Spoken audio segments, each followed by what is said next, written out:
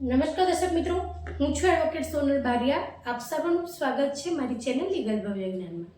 દર્શક મિત્રો, એક મિત્રનો પ્રશ્ન છે કે અમે બે ભાઈ છીએ અને મારા મોટા ભાઈએ મારી જે પણ વડીલોપાર્જિત મિલકત છે તે બધી સંપૂર્ણ જ તેમના નામે કરી લીધેલી છે. તો શું તેની અંદરથી મને કોઈ પણ પ્રકારનો ભાગ ન મળે? જો હું મારો હિસ્સો જમીનમાંથી માંગુ છું તો તે એવું કહેવા માંગે છે કે પિતાજીના અવસાન બાદ જે પણ વહીવટ છે તે અત્યાર સુધી મેં ચલાવ્યો છે અને તારા મેરેજ, તારું ભણવાનું પણ મેં જ પૂરું કર્યું છે, તો પછી જે પણ છે બધું જ મને મળશે. તો શું આવો કોઈ નિયમ છે ખરો? તો દર્શક મિત્રો, આ પ્રશ્નનો જવાબ તમને હું આપું છું કે જ્યારે એક અથવા બે ભાઈઓ હોય તો તેમની વચ્ચે કોઈ પણ પ્રકારનું જો જમીન અથવા મિલકતને લઈને કોઈ પણ પ્રકારની તકરાર ઊભી થાય દર્શક મિત્રો, તો કાયદા વિશેની તમને થોડી સમજણ આલું કે કાયદાની અંદર દર્શાવવામાં આવેલ છે કે જ્યારે વડીલોપાર્જિત મિલકત હોય એટલે તમારા જે પિતાજી છે તેમના દાદા એ આપણા વડીલો કહેવાય. તો જો વડીલો તરફથી જે પણ જમીન મિલકત મળી હોય તો તેની અંદર આવો કોઈ પણ પ્રકારનો નિયમ નથી દર્શક મિત્રો કે મોટા ભાઈ તરીકે જે પણ જવાબદારીઓ નિભાવી હોય અને એ જવાબદારી નિભાવ્યાના ભાગરૂપે નાના ભાઈને કોઈ પણ પ્રકારનો હિસ્સો ન આપે. દર્શક મિત્રો, પહેલા એવું પણ હતું કે ઘરના જે મોટા દીકરા હોય તેમને એક જવાબદાર વ્યક્તિ તરીકે જમીનની અંદર માત્ર મોટા દીકરાનું નામ લખાતું, સાતબારની અંદર નાના દીકરાનું નામ નહોતું લખાતું. એટલે એ જે પહેલી પરંપરા હતી કે જે પહેલો મોટો દીકરો હોય તેને જ નામ નાખવાનું, બાકીના દીકરાઓનું નહીં નાખવાનું. એ જે નિયમ છે તેની અંદર પણ તમને કાયદાકીય રક્ષણ મળે છે દર્શક મિત્રો, કે તેની માટે પણ તમે કોર્ટની અંદર જઈ શકો છો અને તમારો જે હિસ્સો છે તે તમે માંગી શકો છો.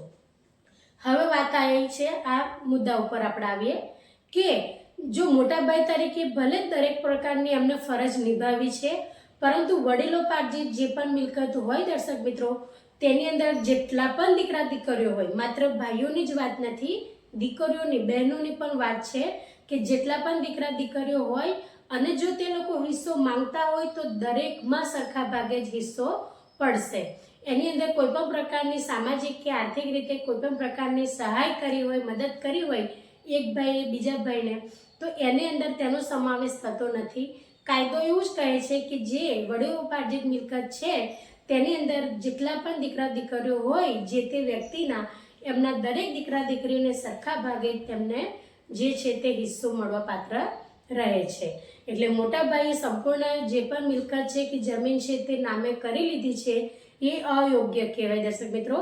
જો એમને જે તે વડીલોપાર્જિત મિલકત છે તેની અંદરથી નાના ભાઈને પણ એમનો જે તે હિસ્સો છે, જો બે જ ભાઈ હશે તો તમારો બે હિસ્સા થશે.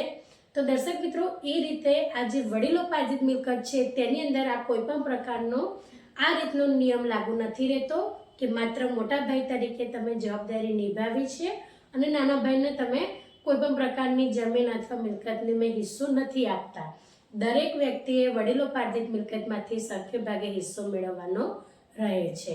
જો તમારા પિતાશ્રીએ કોઈ પણ અલગથી જમીન અથવા પ્લોટ અથવા ઘર ખરીદેલ હોય જે મિલકત વડીલોપાર્જિત ન હોય અને જો કોઈ કારણસર તમારું વર્તન સારું ના હોય અથવા તમારા માતા પિતાને યોગ્ય ન લાગે તેવા સંજોગોમાં જો તેમને વિલ દ્વારા તમારા મોટા ભાઈને બધું સંપૂર્ણ જે એમને અલગથી ખરીદેલું છે તેવી જમીન અથવા મિલકત જો સંપૂર્ણપણે વિલ દ્વારા આપી દે અને તમને એની અંદરથી કોઈ પણ પ્રકારનો હિસ્સો નાના ભાઈ તરીકે અથવા નાના દીકરા તરીકે ન આપે તો એની અંદર કોર્ટનો પણ ના ચાલે, કારણ કે એની અંદર વડીલોપાર્જિત મિલકત નથી.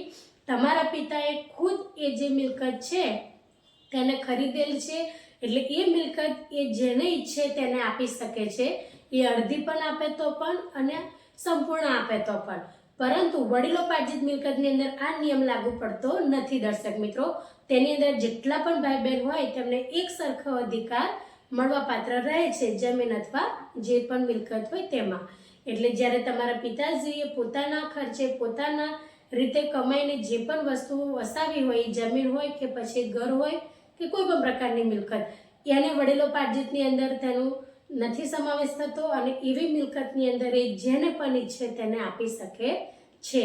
જો તમારા પિતાશ્રીએ કોઈ પણ પ્રકારનું ઘર કે જમીન ખરીદી છે અને તેમને મોટા દીકરાને આપી દીધી છે અથવા એમને નાના દીકરાને સંપૂર્ણ આપી દીધી છે, તો એવા સંજોગો દરમિયાન જે દીકરાને તે સંપત્તિ નથી આપી એ સંપત્તિ માટે તે દીકરો કોર્ટનો પણ સહારો લઈ શકે નહીં, કારણ કે પિતાજીએ પોતાની રીતે વસાવેલી જે પણ મિલકત છે તેને એ ઈચ્છે એને આપી શકે છે, પરંતુ વડીલોપાર્જિત મિલકતની અંદર એવું નથી.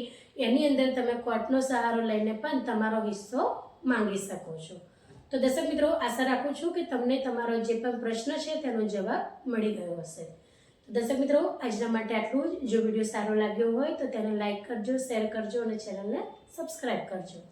જય હિન્દ, જય ભારત.